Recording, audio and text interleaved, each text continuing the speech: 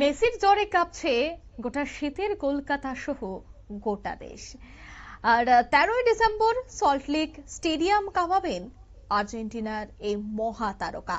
তার নিরাপত্তায় কঠোর সুরক্ষা বেষ্টনী তৈরি করেছে পশ্চিমবঙ্গ পুলিশ। বিস্তারিত সে বিষয়ে জানবো, টেলিফোন লাইনে যুক্ত হয়ে গেছে প্রতিনিধি বিশ্বজিৎ দেব। বিশ্বজিৎ দা, মেসি যাকে দেখতে রীতিমতো স্বপ্ন দেখেন যারাই ফুটবল প্রেমিকরা রয়েছেন, আর এবার সেই মেসি ভারতে আসছেন।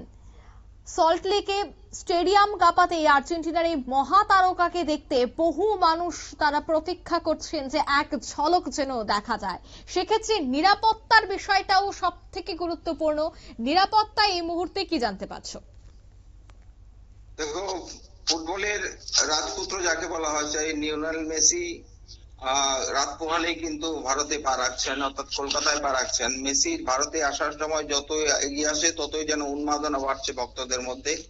কলকাতায় এসে সল্টলেক স্টেডিয়ামে কনসার্টে অংশ নেওয়ার পাশাপাশি লেক টাউন মোড়ের কাছে তার নিজের 70 ফুটের মূর্তি উদ্বোধন কথা এতদিন ঠিক ছিল, তিনি নিজে যাবেন মূর্তি উদ্বোধন করতে, কিন্তু মঙ্গলবার জানা গেছে নিরাপত্তার কারণে তিনি হোটেল থেকে ভার্চুয়ালি মূর্তি উদ্বোধন করতে পারেন।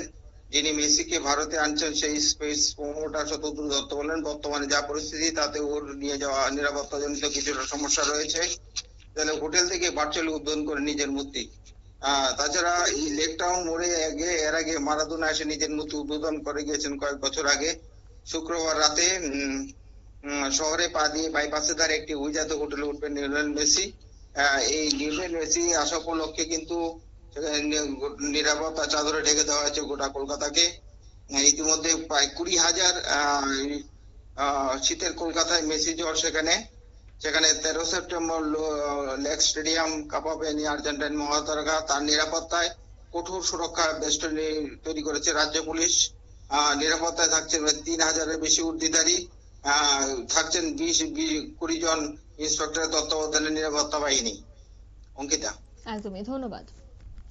অর্থাৎ ইতিমধ্যে নিরাপত্তা বেষ্টনীতে মুড়ে ফেলা হয়েছে গোটা স্টেডিয়ামকে। তার নিরাপত্তায় কঠোর সুরক্ষা বেষ্টনীও রয়েছে, এমনটাই জানাচ্ছে পশ্চিমবঙ্গ সরকার, পশ্চিমবঙ্গ পুলিশ। নিয়ে নিচ্ছে ছোট্ট একটি বিজ্ঞাপন বিরতি, সঙ্গে থাকুন।